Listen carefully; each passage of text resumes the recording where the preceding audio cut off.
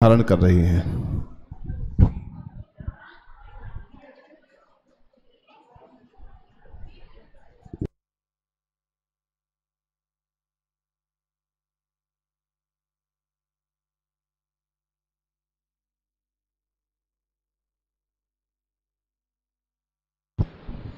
लो शुरू करो बेटा, टाइम नहीं रहता इतना। बोलिए महावीर भगवान की। यहाँ उपस्थित सभी साधर्मी जनों को मेरा श्रद्धात्मक वंदन। वो कहते हैं कि कंठ की विद्या अंठ का दाम, वक्त पड़े तो आवे काम। अर्थात क्या कि विपत्ति के काल में जेब में रखी पूंजी और कंठ में बसी हुई विद्या ही काम आती है। जैसा कि आप सभी को विदित ही है, हमारी AKVN की कन्याएं लौकिक शिक्षा के साथ साथ धार्मिक शिक्षा में भी अव्वल हैं। हमारी कन्याओं को जिनवाणी की इतनी महिमा है कि वे उन वचनों को अपने कंठ में बसा लेती हैं। और आपने सुना भी होगा कि वे होठ तभी होते शोभित जब तत्वों की चर्चा मुखाई। इसी श्रृंखला में आगे बढ़ते हुए मैं इस प्रतियोगिता में भाग लेती आत्मार्थी कन्याओं को मंच पर बुलाना चाहूँगी। सर्वप्रथम आत्मार्थी भूमि, जिन्होंने 15 गाथाएँ याद करी हैं। आत्मार्थी आराध्या, जिन्होंने 15 गाथाएँ याद करी हैं। आत्मार्थी पलक, जिन्होंने 38 गाथाएँ याद करी हैं। आत्मार्थी दृषि, जिन्होंने 20 गाथाएँ याद करी हैं। आत्मार्थी ख्याति, जिन्होंने 15 गाथाएँ याद करी हैं। आत्मार्थी अस्ति, जिन्होंने 50 गाथाएँ याद करी हैं। और प्रवेशार्थी परिणति, जिन्होंने 32 कलश याद करे हैं।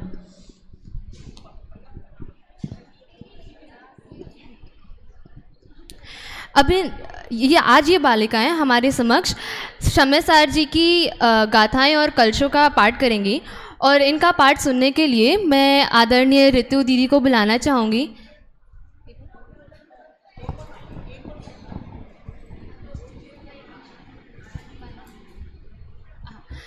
मैं आदरणीय ऋतु दीदी एवं आदरणीय पूनम दीदी को बुलाना चाहूँगी कि वे आएँ और हमारी कन्याओं का कंठपाठ सुने।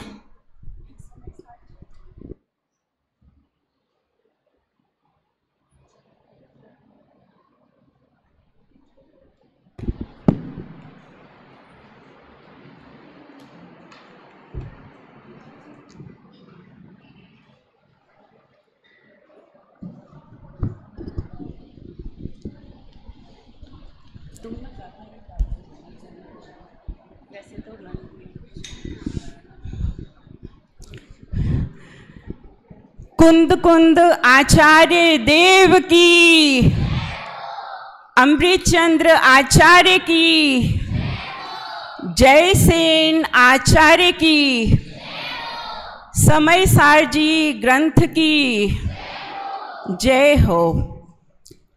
आज ये समयसार जी ग्रंथ जो शौरसेनी प्राकृत भाषा में लिखा हुआ है और गाथा छंद में ये इसके गाथाएं निबद्ध हैं। और उस समय जनबोली भाषा थी प्राकृत, इसलिए उन्होंने अपना साहित्य प्राकृत में रखा। और उस पर जो कलश अमृतचंद्र आचार्य देव ने लिखे हैं वो संस्कृत भाषा में लिखे हैं, जिनसे बहुत आध्यात्म रस झरता है और अपना मोह और अज्ञान सब टूटता जाता है। परिणामों में बहुत विशुद्धि आती है, सरसता रहती है अंतर में। और अपने आत्म आश्रय के लिए भी ये गाथाएं और कलश बहुत ज़्यादा सहकारी हैं। कंठ विद्या के बहुत से लाभ हैं।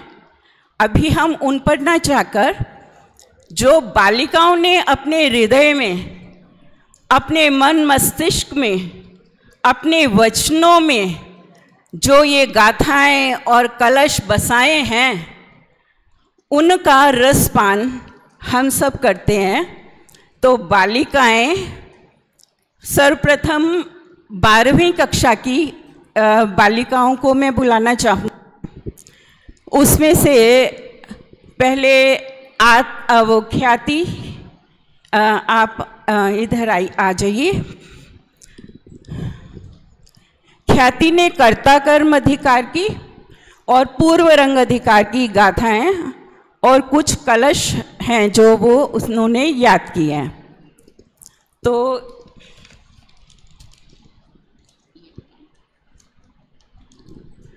इसमें जो सर्वप्रथम आप बताइए कि ज्ञान ज्योति वो कैसी है, जिस पर अभी प्रवचन भी कर रहे थे आप, वो कलश जो है उसका पाठ कीजिए। माइक कोडलेस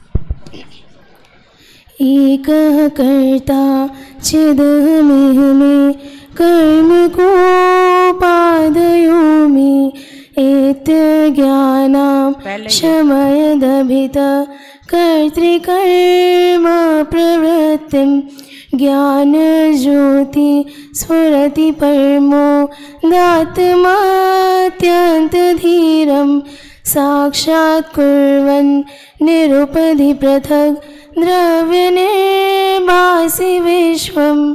बहुत अच्छा, ये मंदाक्रांता छंद है इसमें। अब कलश नंबर 51, जिसमें कर्ता, कर्म और क्रिया तीनों का स्वरूप आचार्य श्री ने बताया है, वो कलश ख्याति जी के मुख से सुनेंगे।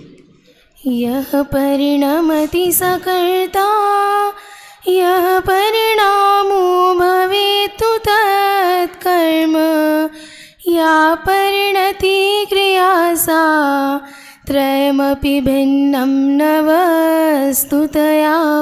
Very good. अब देखते हैं इन्होंने गाथाएं भी की हैं क्या।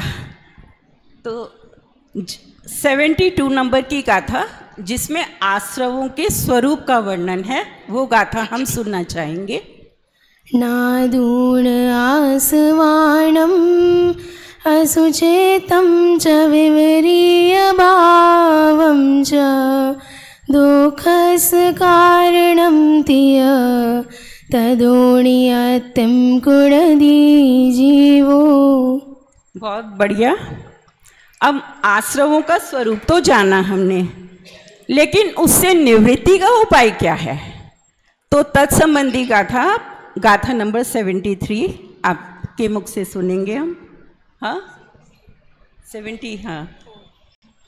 जीवनि बधाई दे अधो अनिच्चातः शरणाय दुःखा दुःख फलतीय नादून निवर्तते। वेरी गुड, जोरदार क्लैपिंग। हम संतुष्ट हुए ख्याति, और भी आप स्मरण करती रहें, गुनगुनाती रहें और मस्त रहें इन गाथाओं को, इनका इससे सरसता रहे जीवन में। ठीक, बहुत अच्छा जी।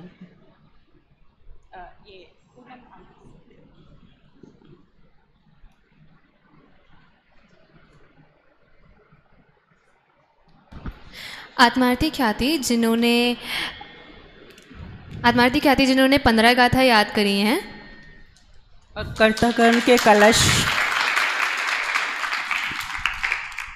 पूर्व रंग के भी कुछ कलश और गाथाएं की थी इन्होंने।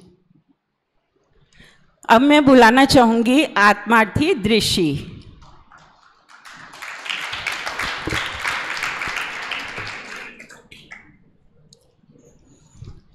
आपके सुमुख से हम प्रमत आत्मा ना प्रमत है ना प्रमत है, छठी गाथा। णविहोदियपमत्तो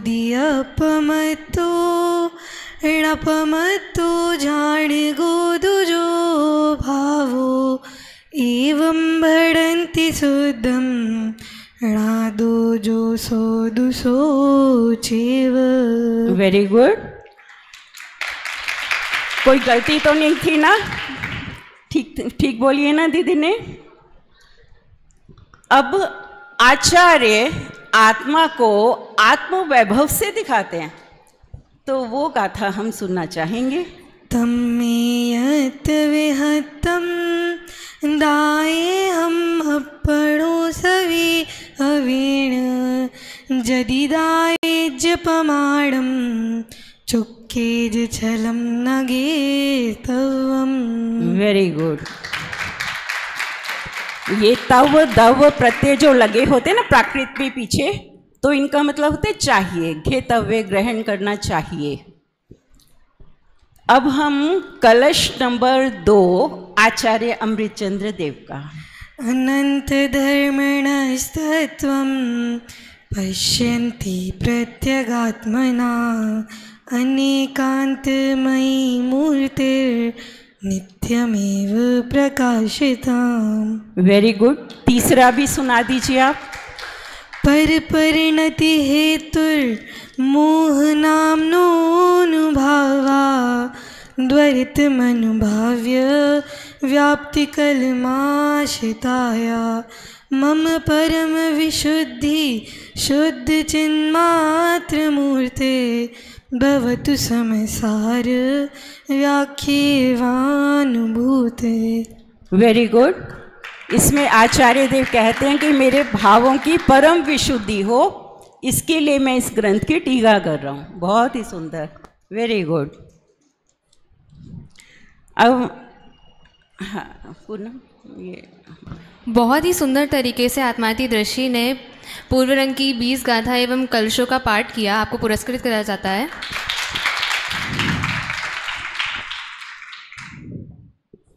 अब मैं बुलाना चाहूँगी आत्मार्थी अस्ति, जिसने पूरा पूर्व रंग अधिकार की गाथाएं स्मरण की हैं और कर्ता कर्म की भी काफ़ी गाथाएं लर्न की हैं। तो सर्वप्रथम हम पूर्व रंग अधिकार की गाथाएं सुनना चाहेंगे। उसमें से हम 38 नंबर की गाथा सुनना चाहेंगे। अहमेको खलु शुद्धो दंसरणाणमयो सदा रुवि णव्यथिमज किंचवि अर्णम परमाणु में तंपी। Very good. अब मोक्ष के इच्छुक को सर्वप्रथम क्या जानना चाहिए? जीव राजा को। तो तत्संबंधी 2 गाथाएं, हम दोनों गाथाएं सुनना चाहेंगे, 17 और 18। जहणाम को विपुरिसो णायाणम जाणियोण सदहदी तो तम अणुचरदि पुडो अथतियोपयतीण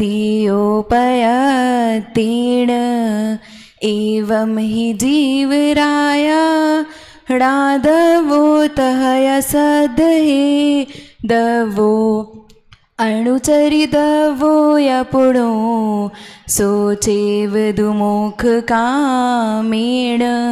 वेरी गुड। बहुत सुंदर। अब कर्ता कर्म अधिकार भी हम देखते हैं। उसकी गाथा नंबर 69। जावण वेदि विशेषम तरंतु वादा सवाण दो हम्पी अण्णाणि तावदुसो कोहादिसु वट्ट दे जीवो। थोड़ा दोन हम है ना, और विशेष अंतरम इसमें थोड़ा इसका उच्चारण में। और गाथा नंबर 70 भी सुना दीजिए कि ये जीव अज्ञानी कब तक रहता है। कोहादिसु वट्ट तस् तस्य कम्मस् संचोदी जीवसेवं बंधो भणिदो खलु सवदरिसिहिं। हाँ, इसमें तृतीय बहुवचन है ना, दरिसी ही, माँ नहीं आता इसमें, दरिसी ही। Very good. बाकी बहुत अच्छा। इन्होंने इतना सारा लर्न किया, एक गाथा और सुनना चाहेंगे हम। समय के जानने वाले मोह से निर्ममत्व किसे कहते हैं? गाथा नंबर 36।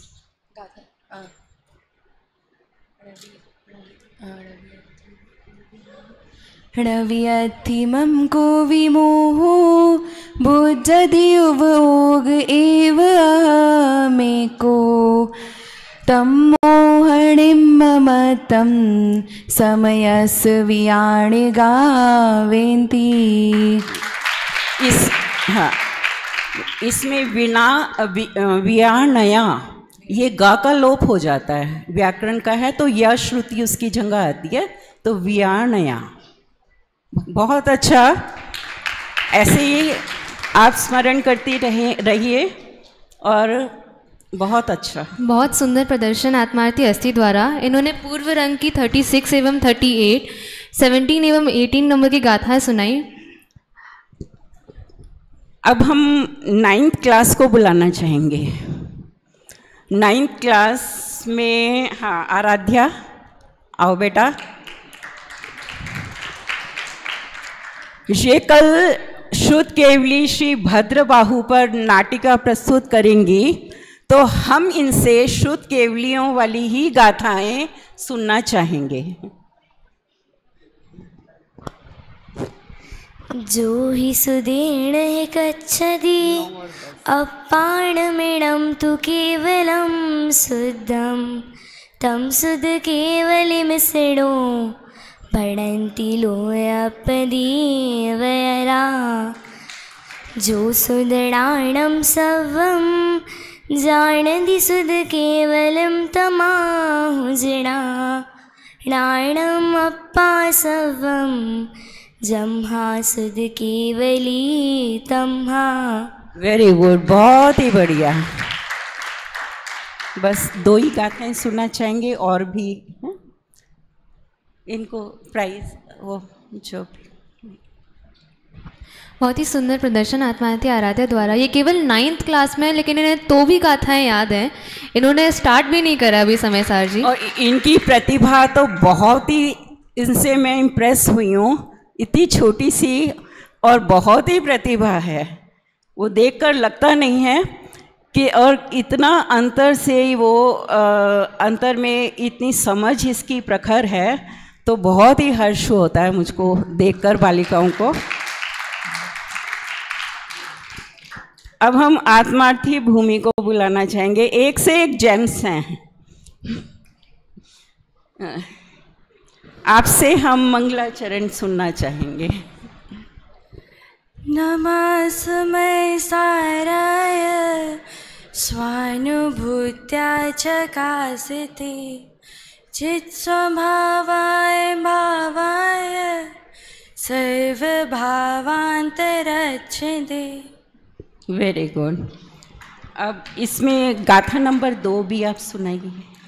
जीवो चरित्य दंसर्णारठ्य दोतम ही समयं जान पोगलकम पदेश ठिटम चातम जान पर समयम।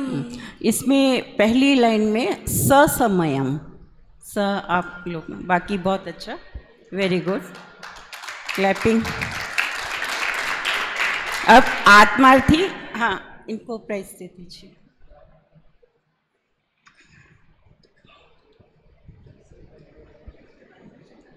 आत्मार्थी पयांशी, 10th, अब 11th में आए हो तुम। गाथा नंबर 3। इयतड़े छय गदो समयो सावथ सुंदरो लोगे बंध कहायते तीर्ण विसंवादनी हो दे। Very good. गाथा नंबर 12। सुथु सुथा देसो राधवो परमे भावे दरी सिहिम विहार देश दापुण जेदु अपर में टिठदा भावे। इसमें भी दर्शी हिम माँ नहीं आएगा, माँ की साउंड, ठीक है। ये तृतीया बहुवचन है तो सब जगह ध्यान रखना। वेरी गुड, बहुत ही बढ़िया। अब आत्मार्थी पलक। बहुत ही सुंदर प्रस्तुति आत्मार्थी पयांशी द्वारा। उन्होंने 12वीं नंबर की गाथा सुनाई। ये तो बस आपके सामने प्रस्तुत करने के लिए एक दो गाथाएं सुना रहे हैं, परंतु इन बच्चों ने बहुत सारी गाथाएं याद करी हैं। ये तो बस समय के अभाव के कारण एक दो ही सुना पा रहे हैं।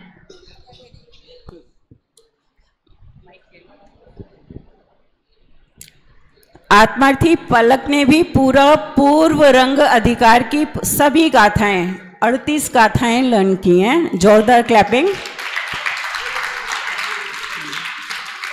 गाथा नंबर 38 जिसमें आचार्य कहते हैं कि परमाणु मात्र भी मेरा नहीं है। अहमेको खलु सुतो दंसन नान मय्यो सदा रूवी न वियत मज्ज किंचिवी अन्नम परमाणु में तंपी। Very good. इसमें एक अन्नम, इसमें अर्णम न का प्रयोग होता है, न शौर सेनी में न का प्रयोग नहीं होता। बाकी बहुत अच्छा। अब निश्चय नहीं के आश्रित जो साधु हैं वो जितेंद्रिय किसे कहते हैं? जो इंद्रिये जनिता नान सहवादियं मुनदीयातं तं खलु जिन्देन्द्रियं ते पनन्ति जेनेच्छदा साहम्। वेरी गुड, बहुत अच्छा। एकत्व विभक्त आत्मा की कथा बहुत दुर्लभ है इस जगत में, तो तत्संबंधी गाथा। सुध परिचितानुभूता सर्वस्व विकाम भोग बंध कहा ये तत्सुविलंबो नवरि न सुलहो विहतस। Very good. भूतार्थ से जाने गए नव तत्व सम्यक्त्व हैं। गाथा नंबर 13। भूदर्थीनां विगता जीवा जीवाय पुण्य पावं च आसव संवर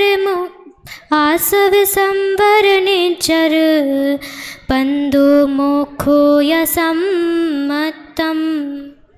वेरी गुड, बहुत बढ़िया। बहुत ही सुंदर प्रस्तुति आत्मार्थी पलक द्वारा। इन्होंने पूर्व रंग की सारी गाथाएं याद करी। आपको पुरस्कारित किया जाता है। और एक में आत्मा जो अभी प्रवेशार्थी हैं, परिणति हैं इधर, बहुत ज़्यादा इम्प्रेस हुई हूँ मैं इनसे। इन्होंने पूर्व रंग अधिकार के 32 पूरे के पूरे कलश स्मरण किए। मतलब बहुत थ्रिलिंग हुई मुझको कि 32 कलश पूरे। आ जाइए बेटा, आपका स्वागत है।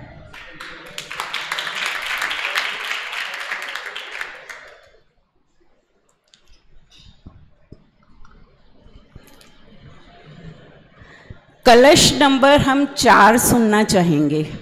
उभय नय विरोधत ध्वंस निस्यात् पदांके जिन वचसि रमन्ते ये स्वयं वान्ते मोहा सपदि समय सारन् ते परं ज्योतिरुच्चैर् मनय पक्षात् छुन्नमीच्छन्त एव। 10वां कलश।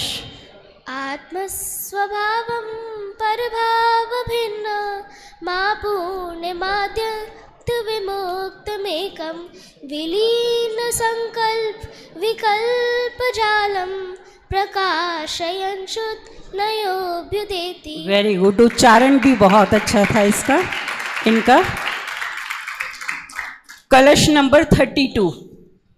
मज्जन्तु निर्भर ममी सम्मे विलोका आलोकमुच्छलति शान्तरसे समस्ता आप्लाव्य विभ्रमते रसकर्णीं भरेण प्रोन्मग्न एषे भगवान् बबोध सिंधु।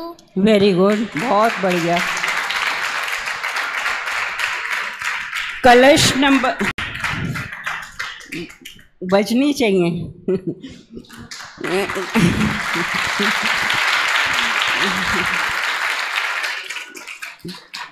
कलश नंबर 30।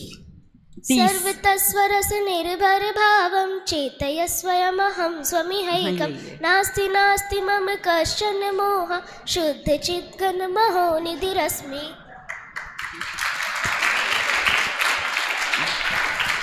अब एक ऑडियंस में से मैं नंबर चाहूंगी कि कोई नंबर का कलश बोलिए 32 तक।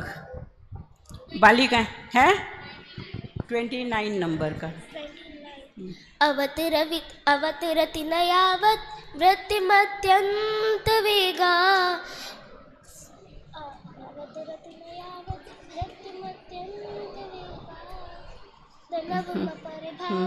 त्याग द्रष्टान्त दृष्टि झटिति सकल भावैरन्यदीयैर्विमुक्ता स्वयमयमनुभूतिस्ताविदाविर्बभूवा। वेरी गुड, बहुत सुंदर, बहुत सुंदर, बहुत अच्छा।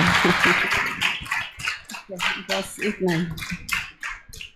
आप समझ रहे हैं, ये जो कन्या है ये अभी प्रवेशार्थी है, ये अभी आत्मार्थी बनी भी नहीं है, इनका भी एडमिशन होना है और इन्हें अभी से ही इतना सब कुछ याद है। तो हम यहीं विराम लेते हैं। आप सब भी इनको कुछ ना कुछ रोज कंठस्थ करने की आदत डालिए। स्मरण शक्ति उससे बढ़ेगी, सरसता रहेगी जीवन में और बहुत सारे लाभ होंगे, आप खुद ही देखिएगा। ठीक है। अंत में मैं आदरणीय ऋतु दीदी एवं पूनम आंटी की आभारी हूँ, उन जिन्होंने अपना अमूल्य समय निकालकर इन कन्याओं के कंठ में ये विद्या बसाई है। और ये पूनम आंटी ने बहुत अच्छे से बच्चों को स्मरण कराया पूरा, तो इनके लिए जोरदार क्लैपिंग। आप ऐसे ही कंठस्थ कराती रहें, करती रहें, यही हमारी भावना है।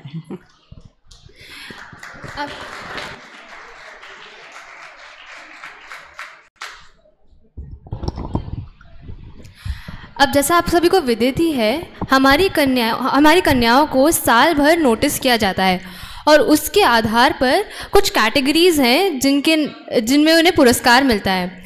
तो उसी के लिए मैं आदरणीय कुसुम आंटी को बुलाना चाहूँगी कि वे आए और पुरस्कार वितरण करें।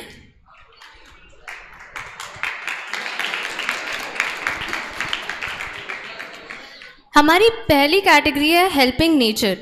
अब ये जो पुरस्कार है ये उन्हीं कन्याओं को दिया जाता है जो आगे बढ़कर औरों की हेल्प करती हैं।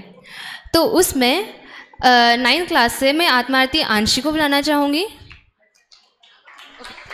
मैं 10th क्लास से आत्मार्थी अदिति को बुलाना चाहूँगी तथा 11th क्लास से मैं देशना को बुलाना चाहूँगी।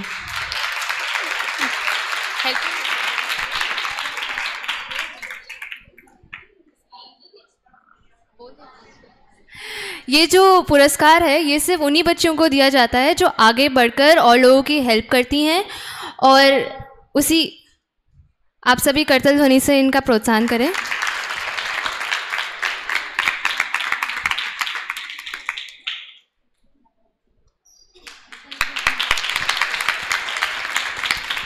हमारी अगली कैटेगरी है एक्टिव स्टूडेंट। उसके लिए मैं आत्मार्थी भूमि को बुलाना चाहूँगी 9th क्लास से, आत्मार्थी मान्या 10th क्लास से, आत्मार्थी अंकिता 11th क्लास से। ये पुरस्कार उन बच्चों को दिया जाता है जो आगे बढ़कर पार्टिसिपेट करती हैं।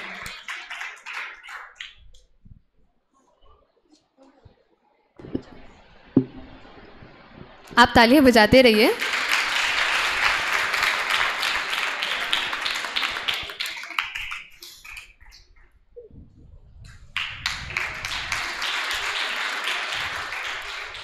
तो सर्दियों की छुट्टियों में हमारे यहाँ एक सांस्कृतिक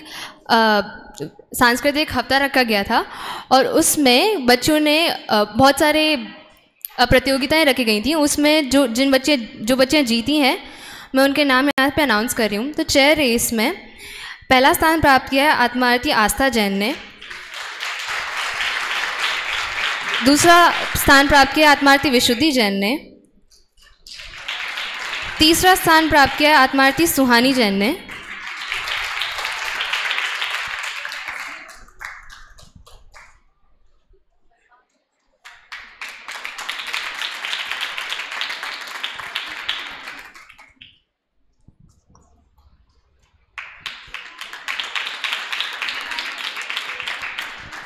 और चेयर रेस जूनियर क्लास के लिए पहला स्थान प्राप्त किया आत्मार्थी मान्या जैन ने और तीसरा स्थान प्राप्त किया है आत्मार्थी विधि जैन ने।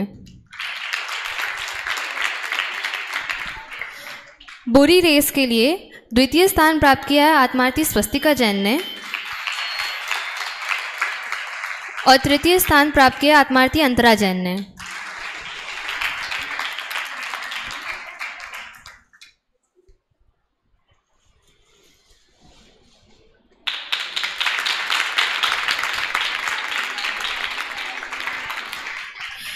चित्रकला प्रतियोगिता के लिए 9th क्लास से प्रथम स्थान प्राप्त किया आत्मार्थी आंशी जैन ने, द्वितीय स्थान प्राप्त किया आत्मार्थी भूमि जैन ने और तृतीय स्थान प्राप्त किया आत्मार्थी श्रद्धा, नियति एवं आराध्या जैन ने। 10वीं क्लास से प्रथम स्थान प्राप्त किया है आत्मार्थी विशुद्धि जैन ने, द्वितीय स्थान प्राप्त किया आत्मार्थी अनुष्का जैन ने और तृतीय स्थान प्राप्त किया आत्मार्थी पयांशी जैन ने। 11वीं कक्षा से प्रथम स्थान प्राप्त किया आत्मार्थी आन्या जैन ने, द्वितीय स्थान प्राप्त किया आत्मार्थी अंकिता जैन ने एवं तृतीय स्थान प्राप्त किया है आत्मार्थी स्वस्तिका जैन ने। 12वीं कक्षा से प्रथम स्थान प्राप्त किया आत्मार्थी समता जैन ने, द्वितीय स्थान प्राप्त किया आत्मार्थी दृषि जैन ने एवं तृतीय स्थान प्राप्त किया आत्मार्थी आस्था जैन ने। इसी तरह मैं पुरस्कार वितरण समारोह को यहीं समाप्त करना चाहूँगी।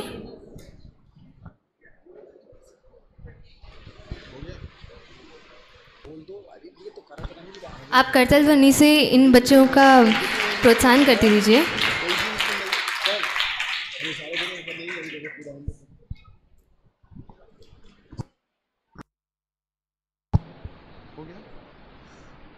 आत्मार्थी कन्याओं के द्वारा कंठपाठ और उनकी प्रतिभा को प्रोत्साहन प्रदान करना अत्यंत आवश्यक है, क्योंकि ये विद्यालय ही इस संस्थान का एक जीवंत उपक्रम है जिसके माध्यम से बालिका यहाँ पर अध्ययन करती हैं। कल से और समय उनको मिलेगा क्योंकि कल से शाम को एक ही व्याख्यान होगा। तो कल रात्रि में जब हम स्वाध्याय करेंगे तो कल रात्रि में आत्मार्थी बालिका के स्वाध्याय के पश्चात पूरा समय मिलेगा और एक व्याख्यान होगा और कार्यक्रम पूरा होगा। अभी हम सब तुरंत आगे बढ़ रहे हैं और पहला व्याख्यान पंडित देवेंद्र साहब बेजोलिया वालों का हो रहा है। उनसे निवेदन है पधारें और पधार करके समय शादी की 19वीं गाथा के आधार से चर्चा को आगे बढ़ाएं। पंडित श्री देवेंद्र साहब बेजोलिया और हम सब बैठ करके उनके मांगलिक स्वाध्याय का लाभ लेंगे। इस स्वाध्याय के पश्चात द्वितीय स्वाध्याय पंडित रजनी भाई दोषी जी का होगा और उसके पश्चात में सुंदर सांस्कृतिक कार्यक्रम चक्रवर्ती बजरंत का 12 मासा, उसका भी हम लाभ लेंगे एक नई परिकल्पना के साथ। चूंकि कहानी पुरानी है और पैकिंग नहीं है, इस सुंदर कॉन्सेप्ट के साथ में हमारी बालिकाएं आपको एक सुंदर नाटक का यहाँ प्रदर्शन करेंगी। आइए हम सब उनका भी लाभ लेंगे। अभी हम सब मांगलिक स्वाध्याय का लाभ यहाँ से प्रारंभ कर रहे हैं।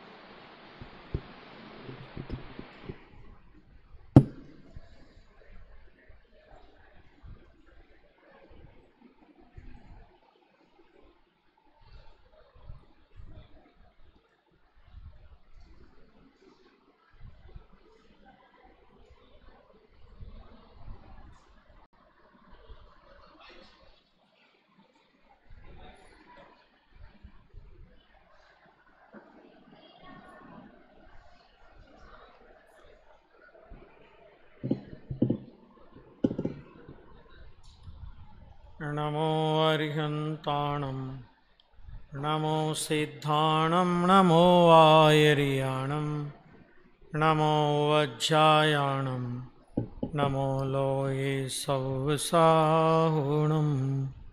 मङ्गलं भगवान् वीरो मङ्गलं गौतमोगणी मङ्गलं कुन्दकुन्दार्यो जैनधर्मोऽस्तु मङ्गलम् सर्वमङ्गलमाङ्गल्यं सर्वकल्याणकारिकं प्रधानं सर्वधर्माणां जैनं जयतु शासनं जैनं जयतु शासनं नमः समयसाराय स्वानुभूत्या चकासिते चित्स्वभावाय भावाय सर्वभावान्तरच्छिदे वन्दे तु सर्वसिद्धे होमचर्मणोऽयं गतिं पत्ते वोच्छामि समय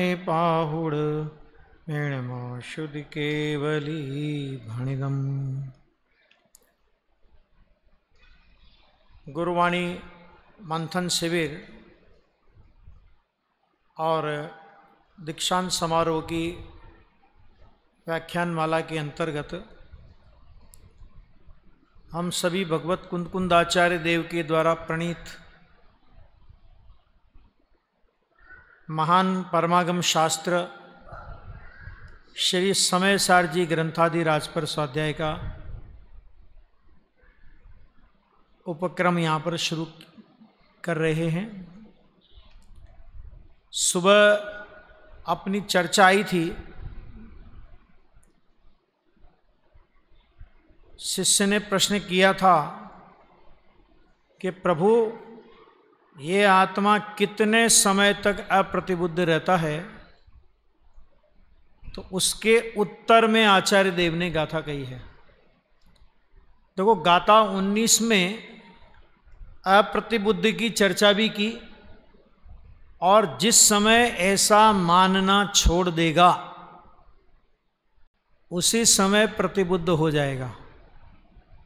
ऐसा नहीं होता है कि अज्ञानी के कोई सींग पूंछ होते हैं और ज्ञानी होने के बाद कोई उसके सिर में से कोई प्रकाश की किरणें निकलने लगती है। ऐसा कुछ नहीं होता। ये अभिप्राय की क्रांति है। जब तक हमारा अभिप्राय वस्तु स्वरूप से विरुद्ध रहेगा, जैसा वस्तु का स्वभाव है उससे हम उल्टा मानते रहेंगे, तो वस्तु का स्वभाव तो कभी बदलने वाला नहीं है। जब भी बदलना होगा अज्ञानी को अपनी मान्यता बदलनी पड़ेगी, यदि वो सुख और शांति चाहता है तो। वस्तु स्वभाव कभी नहीं बदलेगा।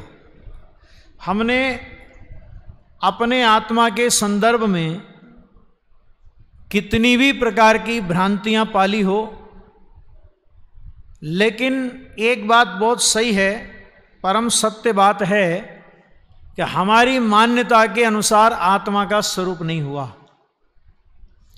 क्योंकि यदि हमारी मान्यता के अनुसार आत्मा का स्वरूप होता तो हम सब सिद्धालय में होते, और जैसा आत्मा का स्वरूप है वैसा भी आज तक हमने नहीं माना। क्योंकि अगर वैसा हमने मान लिया होता तो वर्तमान में इस भव की मूर्ति के साथ में, भव की मूर्ति माने देह के साथ में, अपन लोग यहां पर विराजमान नहीं होते, है ना। वो भी इस घोर पंचम काल में, है ना, जहां चारों ओर मिथ्यात्व की तीव्रता है, कसाई की तीव्रता है। लौकिक क्षेत्र की बात तो बहुत दूर, धार्मिक क्षेत्र में आकर के भी कसाईयों की तीव्रता है। तू बड़ा धर्मात्मा, मैं छोटा धर्मात्मा, तू छोटा धर्मात्मा, मैं बड़ा धर्मात्मा, है ना।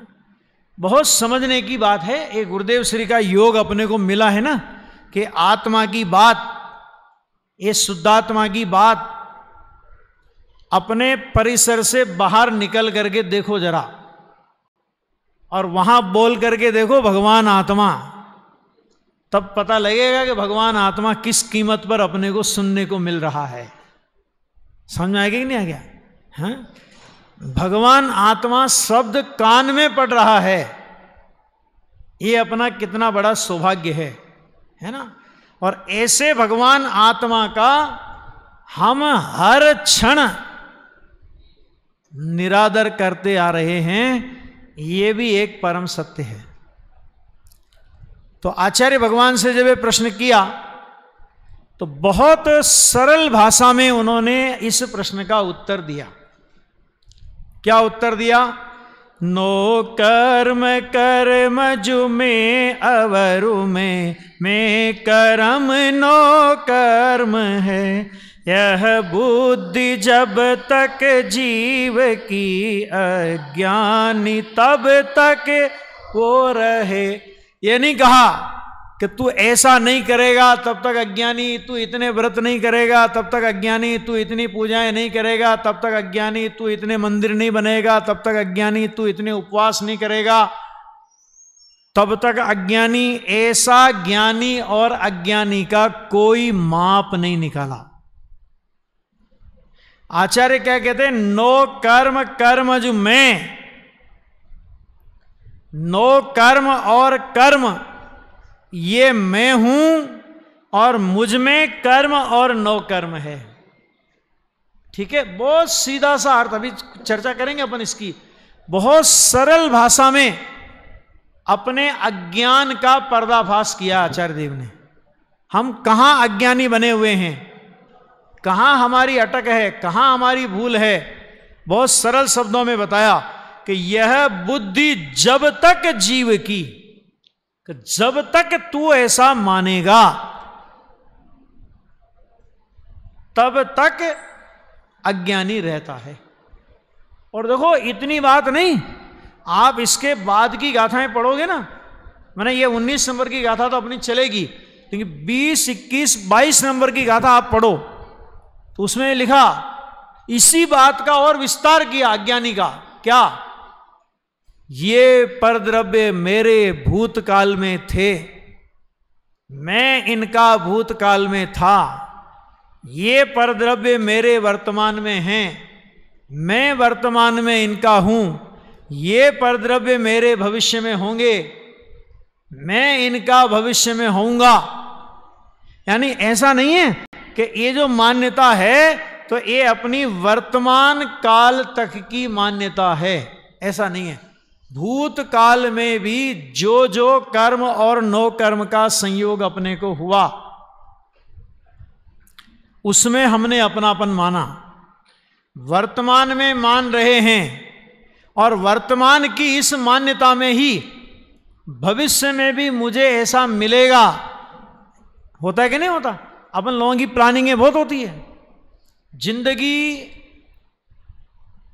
70 साल का आदमी भी फ्रिज लेने जाए बाजार में तो दुकानदार से पूछता है, भाई साहब इसकी गारंटी वारंटी कितनी है? हैं? तो वो कहे 5 साल की। तो कहे वो जो दूसरे कंपनी वाला वो तो 7 साल की वारंटी दे रहा है। खैर अगर मैं वहां पर हूं तो क्या प्रश्न करूं बताऊं आपको?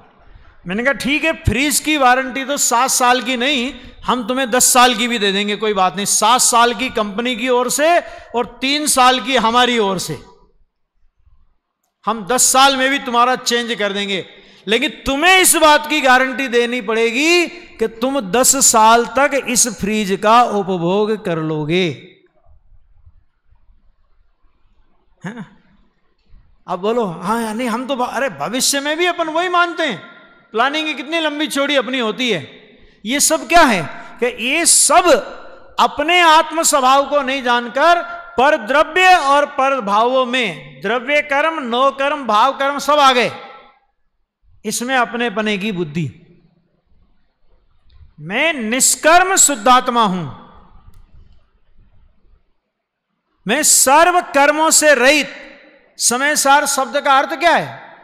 समय माने आत्मा, और सार माने द्रव्य कर्म, भाव कर्म और 9 कर्म से रहित। तो हम प्रश्न कर सकते हैं कि भाई रहित तो जब सिद्ध होंगे तब होगा। कि अगर अभी शुद्धात्मा द्रव्य कर्म, भाव कर्म, 9 कर्म से रहित नहीं हो तो सिद्ध दशा में रहित नहीं हो सकता। अभी द्रव्य स्वभाव की अपेक्षा से द्रव्य कर्म, 9 कर्म, भाव कर्म से रहित है। मात्र पर्याय में विकार और द्रव्य कर्म और 9 कर्म का निमित्त नैमित्तिक संबंध है। पर्याय में तो 9 कर्म और द्रव्य कर्म तुम्हारे भी नहीं है, वो पुद्गल की पर्याय है। केवल मात्र निमित्त नैमित्तिक संबंध है, और सिद्ध दशा में निमित्त नैमित्तिक संबंध भी टूट जाएगा। अगर हमें अपने आत्मा को देखना है, कैसा है मेरा स्वभाव, मैं कैसा चैतन्य परमात्मा हूं, अगर हमें अपने आत्म स्वभाव को देखना है तो अपनी तुलना सिद्धों के साथ करना। जो जो सिद्ध में से निकल गया वो मेरा स्वरूप नहीं हो सकता। सोना होता है ना, तो सोना कहां निकलता है? कहां निकलता है? खदान में। खदान में सीधी सीधी सोने की सल्लियां निकलती है ना। क्या होता है? स्वर्ण पाषाण होता है, और उस स्वर्ण पाषाण को तपाया जाता है और 16वां ताव उसमें दिया जाता है, तो जो कीट कालिमा है वो जल करके नष्ट हो जाती है, और शुद्ध सोना जो उस स्वर्ण पाषाण के अंदर था, कि वो शुद्ध सोना प्रकट अपने को दिखाई देता है। मेरा प्रश्न ये कि जो शुद्ध सोना अपने को वर्तमान में प्रकट दिखाई देता है, स्वर्ण पाषाण के अंदर भी वो सोना वैसा ही था या उसमें कुछ अंतर था? वो समझ में आएगा, वो ज्यादा कठिन नहीं है। वैसा ही था ना। क्या मतलब कि भाई सोने में कोई फर्क नहीं पड़ा, सोने के साथ में कीट कालिमा थी, लेकिन ध्यान देना सोने के साथ में थी, वो कीट कालिमा स्वयं सोना नहीं थी। अगर वो सोना होती तो आग में तपाने से जलती गलती नहीं, और शुद्ध स्वर्ण की उपलब्धि हमको नहीं होती। मान लो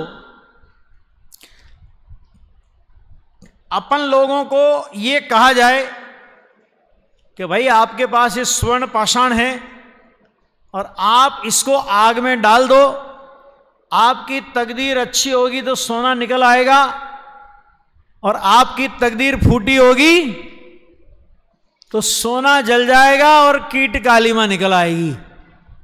तो अपने में से कौन ऐसा चतुर होशियार है कि जो उस स्वर्ण पाषाण को अग्नि में डालेगा? अग्नि में डालने के पहले अपने को यह भरोसा है कि इसमें जो शुद्ध सोना है वो शुद्ध सोना है, और वो शुद्ध सोना अग्नि में डालने पर भी नष्ट नहीं होगा, बल्कि अग्नि में डालने पर इसकी कीट कालिमा नष्ट हो जाएगी और शुद्ध सोना प्रकट हो जाएगा।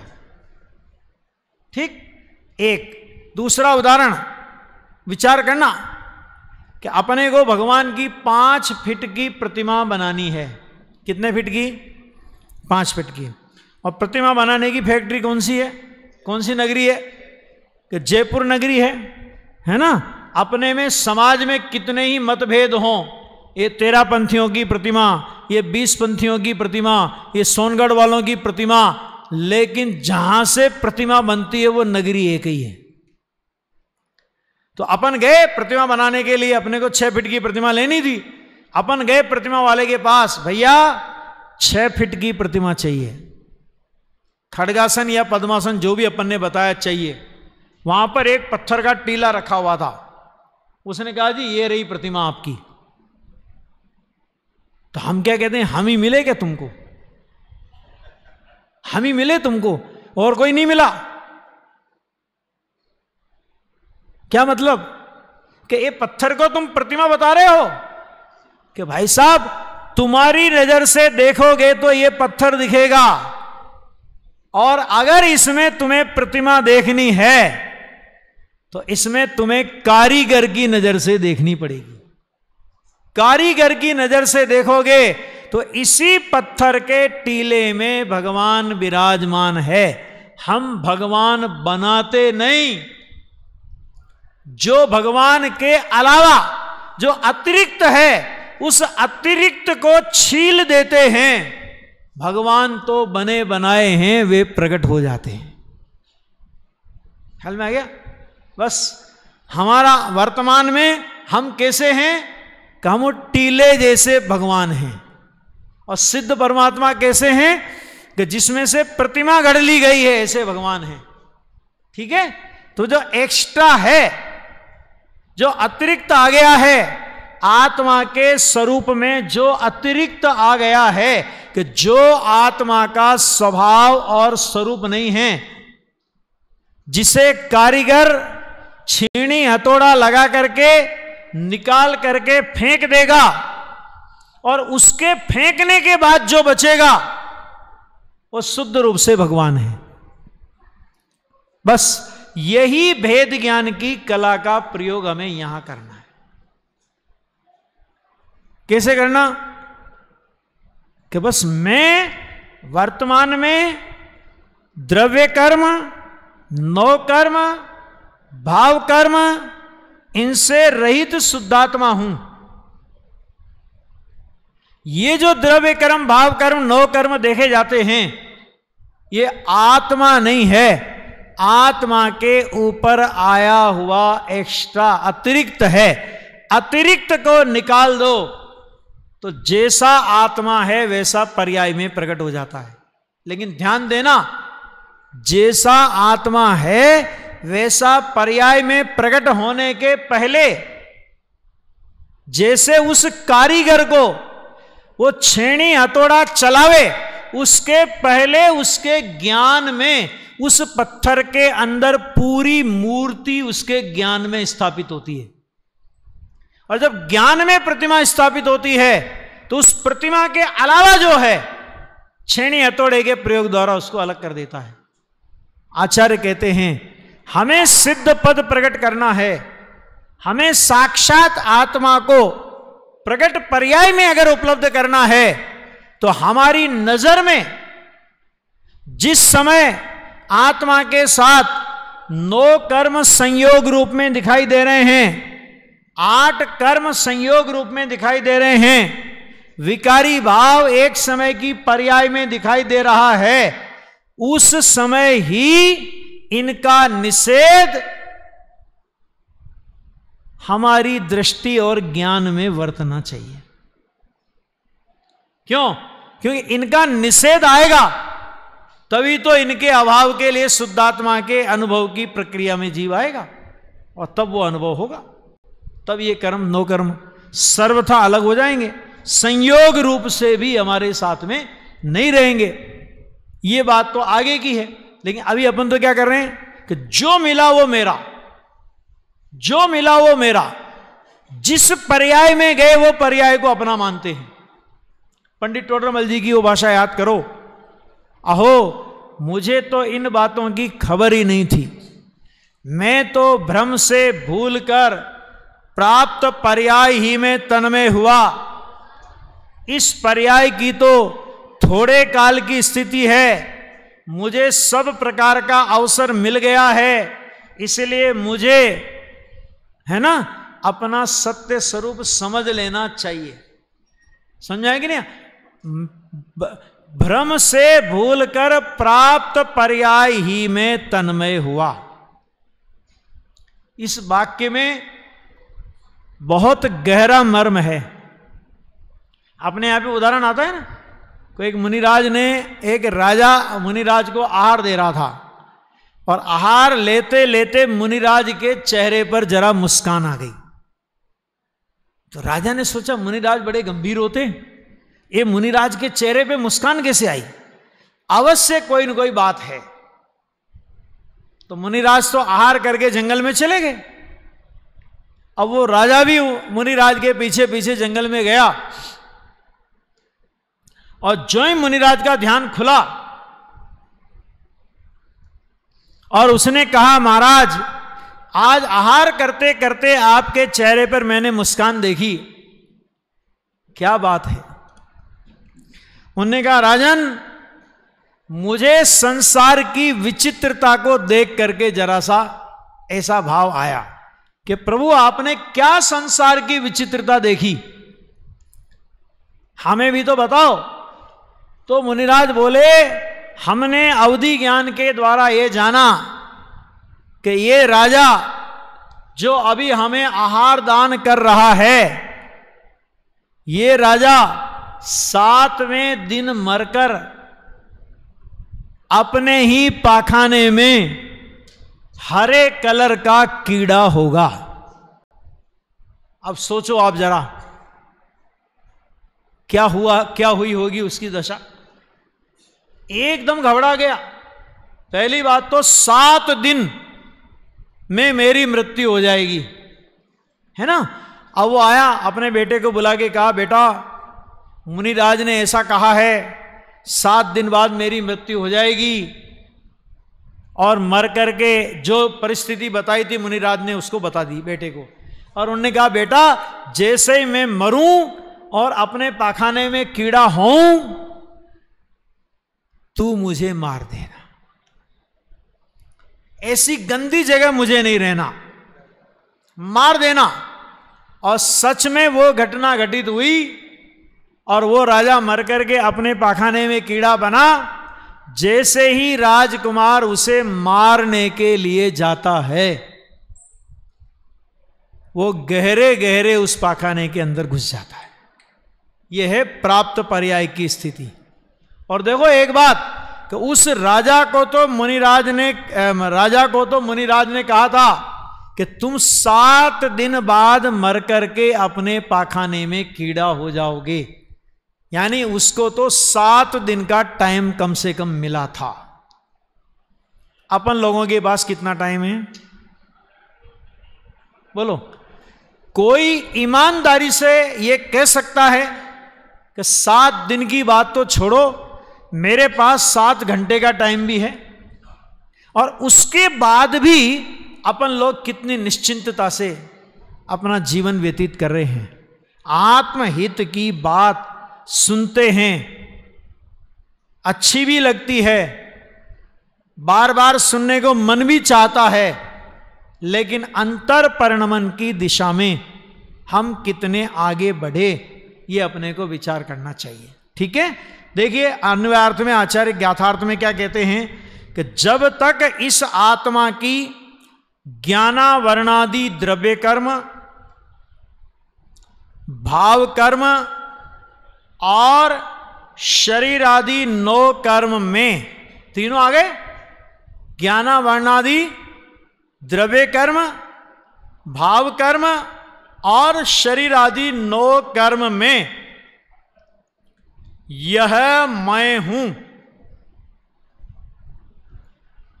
यह मैं हूं माने जैसे मनुष्य का वर्तमान में शरीर अपने को मिला, तो मनुष्य का शरीर मिला तो अपन क्या मानते हैं, मैं मनुष्य हूं। अब मनुष्य पर्याय में भी 3 अवस्थाएं, जब अपन छोटे थे तो क्या मानते थे, मैं तो बालक हूं, थोड़ा बड़े हुए मैं जवान हूं, थोड़ा बड़े हुए मैं प्रौढ़ हूं, थोड़ा बड़े हुए मैं वृद्ध हूं, थोड़ा और बड़े हुए भैया अब तो हम पके फल हैं, कभी भी डाली से गिर सकते हैं। लेकिन वो पके फल को गिरने की बात तो पता है, लेकिन गिरने से पहले मैं अपनी आत्मा का हित कर लूं, ये विचार नहीं आता। प्राप्त पर्याय में तन्मयता, भाव कर्म में अपनापन कैसा करते हैं अपन लोग, राग द्वेष मोह पुण्य पाप, इन्हीं परिणामों में अपना जीवन चलता है ना। देखो सम्यक दर्शन नहीं होगा तब तक नियम से 2 परिणाम अपने चलेंगे। कौन कौन से 2 परिणाम चलेंगे, या तो कसाय की मंदता रूप, या तो कसाय की तीव्रता रूप। हर अंतर्मूर्त में इन परिणामों का पलटा होता है। ठीक है, तो कसाय की तीव्रता रूप परिणाम आए, भैया हम तो बहुत पापी हैं। पाप के परिणाम से अपने को पापी मानना, पुण्य का परिणाम हो गया तो अपने को पुण्यात्मा मानना, राग के परिणाम से अपने को रागी मानना, कसाय के परिणाम से अपने को कसाई मानना, ये उन परिणामों में अपनत्व की बुद्धि है। वास्तव में राग, द्वेष, मोह वो मेरा स्वरूप नहीं है। ये बात अपने को कितने दिन में विचार में आती? दिन में कितनी बार विचार आता है, जरा बोलना। कभी विचार आता है कि जो परिणाम आए और चले गए, जब राग चला गया, कषाय चली गई, पुण्य का परिणाम चला गया, पाप का परिणाम चला गया, वो आया और चला गया।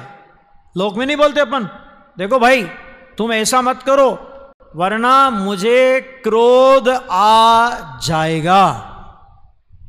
क्या मतलब इसका? अभी क्रोध नहीं है। सुनना जरा, भेद ज्ञान करना कितना सरल है। अब आपने क्या बोला? अगर तुमने ऐसा किया तो मुझे क्रोध आ जाएगा, और मेरा क्रोध तुम जानते नहीं हो, तुमने अभी मेरा क्रोध देखा नहीं है। मैंने कहा हम अपना ही नहीं देखना चाहते, तुम्हारा क्या देखें? हम तो अपना क्रोध ही नहीं देखना चाहते, तुम्हारा क्या देखें? लेकिन एक वाक्य का हम प्रयोग करते हैं, क्रोध आ जाएगा। इसका मतलब क्या हुआ कि अभी क्रोध नहीं है। ये बात स्वीकार हुई इसमें, अभी क्रोध नहीं है। चलो नहीं है, आप हो कि नहीं हो? क्रोध नहीं है लेकिन आप हो। क्रोध आ जाएगा माना आएगा। आपको अभी पता है कि आएगा, और आपको यह भी पता है कि आकर के चला जाएगा। इसका मतलब क्या? अभी नहीं है, आएगा और आकर के चला जाएगा। और मैं अभी हूं, क्रोध के काल में भी रहूंगा, क्रोध आकर के चला जाएगा तब भी मैं रहूंगा।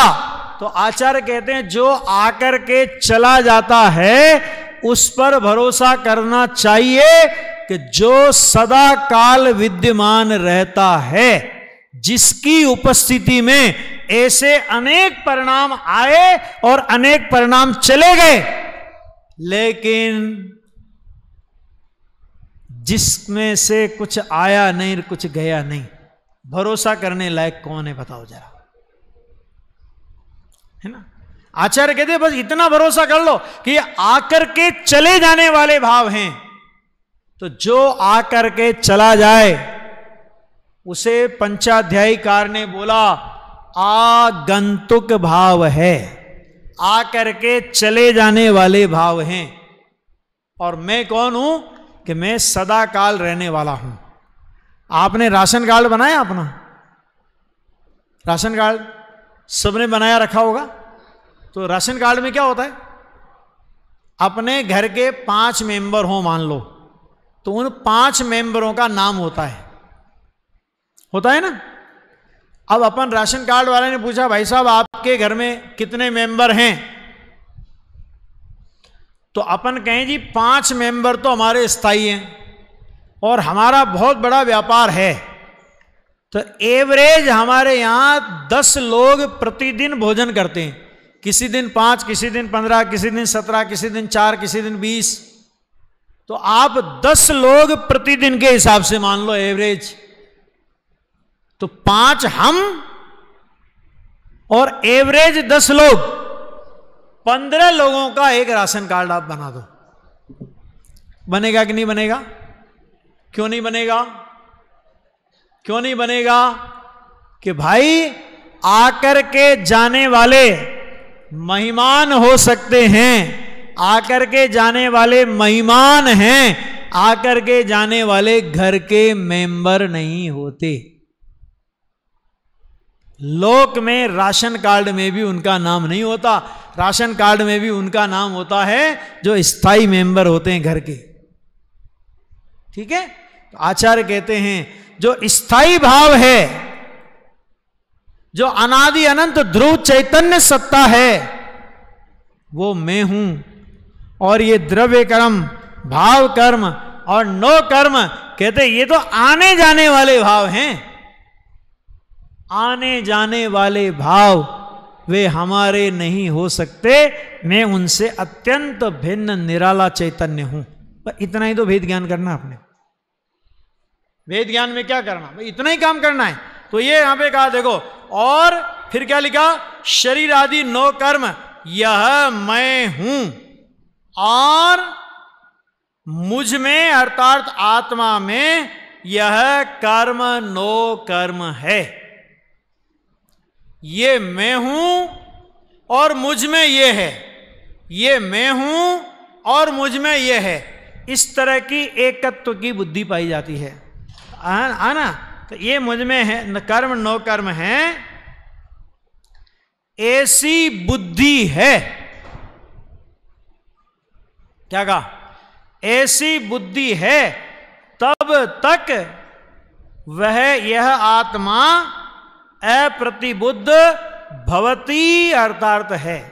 मतलब क्या, इसका मतलब क्या कि देखो हम अज्ञानी बने, हम अज्ञानी हैं तो जगत के कर्म नो कर्म भाव कर्म ने अपने को अज्ञानी नहीं किया। कोई परद्रव्य अपने को अज्ञानी नहीं करता। परद्रव्य को अपना मानकर अथवा अपने में परद्रव्य को मानकर हम अज्ञानी होते हैं, और कोई हमें ज्ञानी नहीं करता। तो होता क्या है कि परद्रव्य से भिन्न मैं द्रव्य कर्म भाव कर्म नो कर्म रहित अनादि अनंत शुद्धात्म तत्व हूं, ऐसा स्वसन्मुख होकर स्वानुभव पूर्वक ऐसी प्रतीति का होना, उसका नाम ज्ञानी है। और ये काम चारों गति में पड़ा हुआ संगी पंचेंद्रिय कोई भी जीव जिस समय उसको ये बात ख्याल में आ जाएगी, उसी दिन ये सम्यक दर्शन का काम कर सकता है। देखो पुरुषार्थ सिद्धि उपाय में इसी प्रकार की एक बात आई है। 14 नंबर की गाथा है पुरुषार्थ सिद्धि उपाय की। उसमें आचार्य भगवान ने बहुत मार्मिक बात लिखी। क्या लिखा कि यह जीव कर्म जनित रागादि और शरीर आदि से असंयुक्त होने पर भी, क्या शब्द का प्रयोग किया, कर्म जनित रागादि और शरीर आदि से असंयुक्त होने पर भी संयुक्त जैसा प्रतिभासित होता है, यह प्रतिभास ही भव का बीज है। यहां का अज्ञानी है, वहां का कि तू इनसे असंयुक्त है, और असंयुक्त होने पर भी तुझे संयुक्त जैसा प्रतिभासित होता है।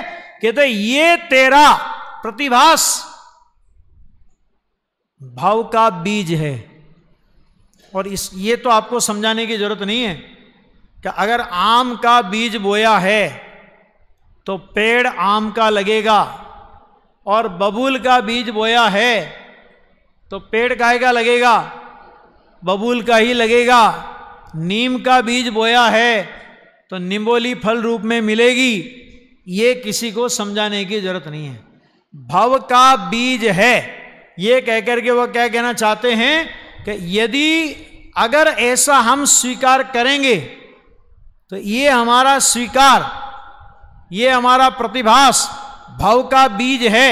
माने हमने भव का बीज बोया है, और भव का बीज बोया है तो कौन सी फसल काटने के लिए तैयार रहना पड़ेगा कि भव के बीज में से संसार के 4 गति 84 लाख योनियों में परिभ्रमण रूप फसल ही काटनी पड़ेगी। इसलिए जिसे वास्तव में संसार परिभ्रमण नहीं करना हो, संसार का अभाव करना हो, संसार से तीरना हो, साधी अनंत काल के लिए मुक्ति श्री का वर्ण करना हो, उन जीवों को क्या करना चाहिए? अपन लोगों को क्या करना चाहिए? आचार्य कहते हैं कि द्रव्य कर्म भाव कर्म नो कर्म से रहित तू शुद्धात्मा है, ऐसा अपने को स्वीकार करना चाहिए, है ना। ये बात इसमें कही है ना। देखिए अभी थोड़ा सा अपन पढ़ते हैं, वैसे कल से गुरुदेव श्री का प्रवचन इस गाथा पे चलेगा, तब आप लोगों ने भी वो प्रवचन सुना हुआ होगा और अपन भी इसमें उस प्रवचन के आधार पर गुरुदेव श्री ने क्या मर्म इसमें से निकाला। देखो बात तो बहुत छोटी है,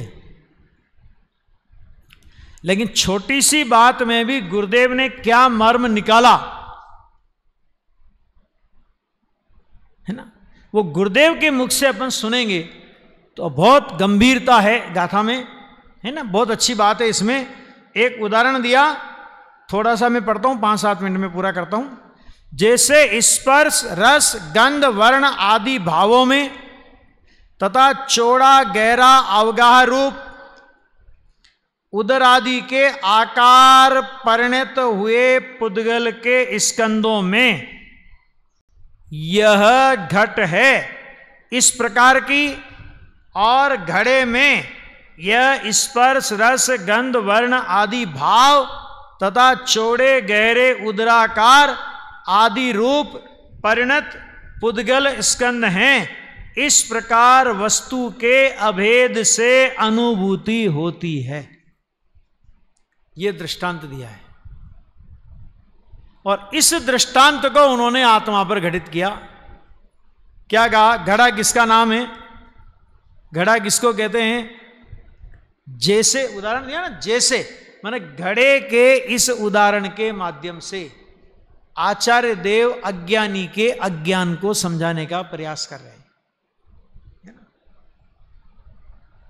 हम लोगों को समझाने का प्रयास कर रहे हैं कि जैसे स्पर्श रस गंध वर्ण आदि रूप भावों में, ठीक, और चौड़ा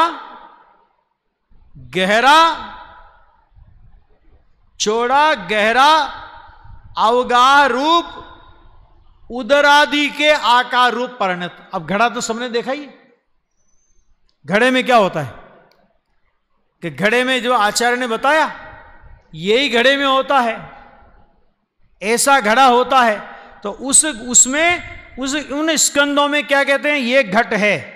और इस घड़े में क्या है कि घड़े में स्पर्श रस गंध वर्ण आदि भाव चौड़े गहरे उदराकार रूप परिणत पुद्गल स्कंद हैं।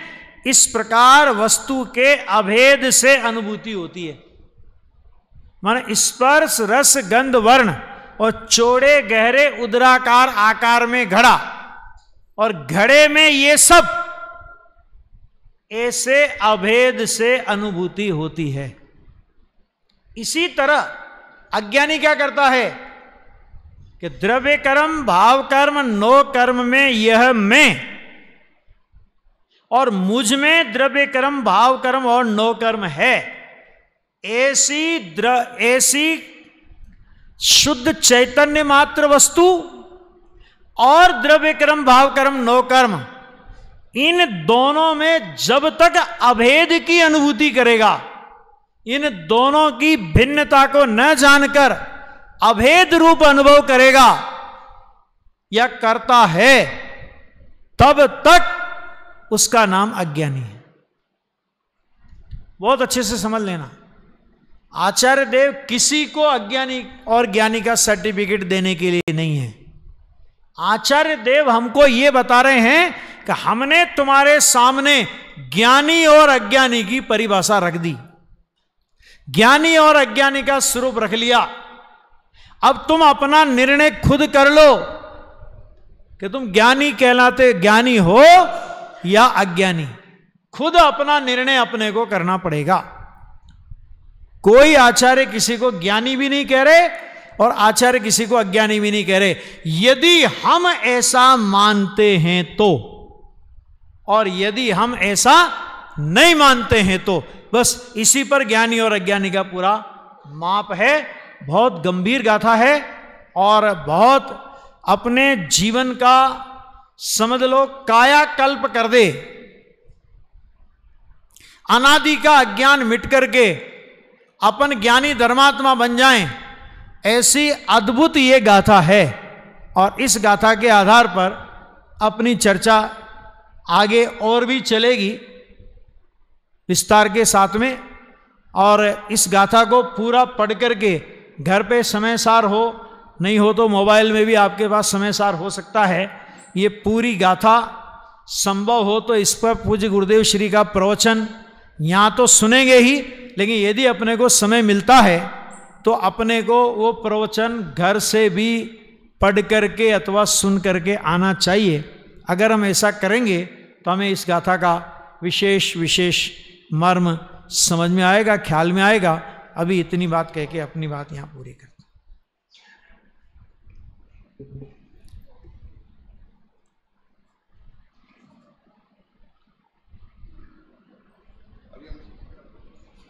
ठीक, अभी हम सबने पंडित देवेंद्र साहब के द्वारा 19वीं गाथा के रहस्य को जानने का प्रयास किया। निस्संदेह रूप से आचार्य महाराज यहाँ पर अज्ञानता का लक्षण बता रहे हैं, अज्ञानी कैसे कहते हैं। एक ऐसे आचार्य हैं जो हमें अपना बीमारी भी बता रहे हैं, बीमारी के इलाज भी बता रहे हैं। हम बीमारी ही नहीं पता बीमारी हमें क्या है, तो मिथ्यात्व का लक्षण क्या है इसकी पहचान भी कराई और उसका उपाय क्या है इसका भी हमको संकेत दे दिया है। बहुत ही मार्मिक आचार्यों का भाव रहता है, हमें चर्चा का लाभ प्राप्त हुआ। और अब निवेदन है हमारे आदरणीय पंडित रजनी भाई दोषी जी से के भी पधार करके समय साल गाथा 49 के आधार से